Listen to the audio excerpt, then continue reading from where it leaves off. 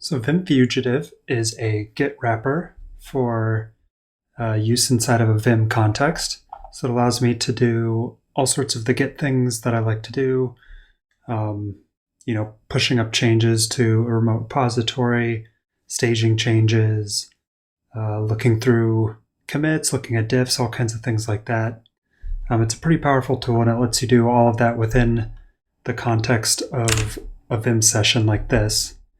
So a pretty common use case for me is to do GE like this, and I hit enter, and it pops open this staging area where I can see the untracked files, the unstaged files. I could go ahead and stage a file like that, or I could unstage it. There's a lot of other things you can do, but the thing that I want to look at in this video is a really handy feature called browse, or it's like the gbrowse command. And what it lets you do is you can pop open the current file that you're looking at in the browser, presumably at GitHub if that's where you're hosting your repository. And so that's a nice way to say I'm trying to look up some file in maybe a work setting, or perhaps in this setting of my TIL repository, I want to share something with someone else. So I do a search and looking for, Git, and I scroll down and it's configure this. And so I jump over to this file, and this is great. I want to share it with somebody. So I do gbrowse like that. It doesn't quite work at this point. It says fugitive, no gbrowse handler installed. So I don't know what that means. No gbrowse handler. So I can look at the help docs for gbrowse, and I jump down here and I see, yeah, that's what you can do with it. And then here's the thing about the providers.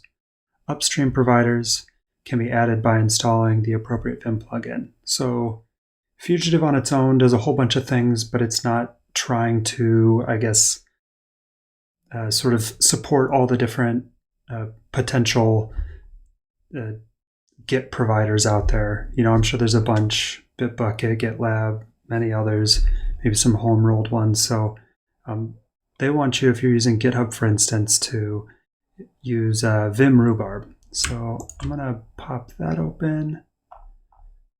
Yeah, this looks great. It enables gbrowse for vim-figutive. It's just what we're looking for. So I'm going to go ahead and grab this and hop back over here.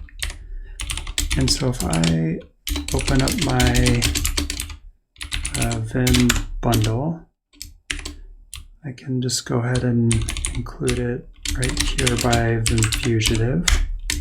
So I'll save that. I'll source my vimrc. So now vimrc loads this file. So now this file is sourced as well.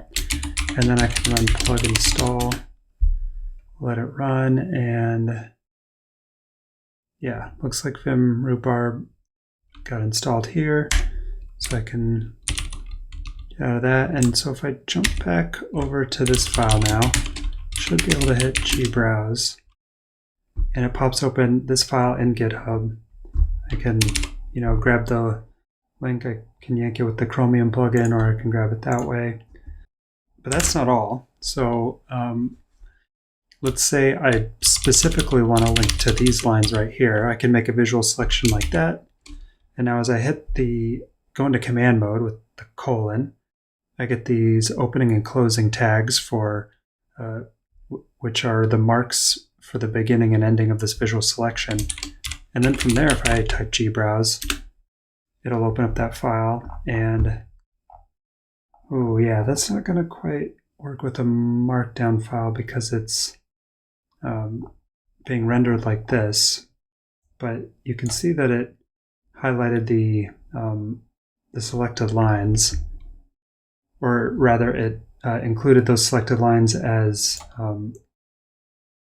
like hash parameters. And so, I wonder if there's a different way I can show this.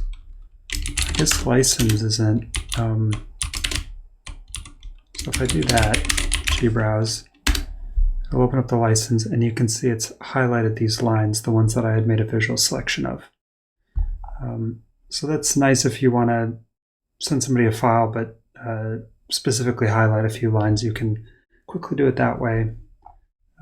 Just from GitHub itself, you can like click a line and then you can hit Shift like that. So you can do that in GitHub, but it's kind of nice to be able to do it a little more quickly from the context of Vim.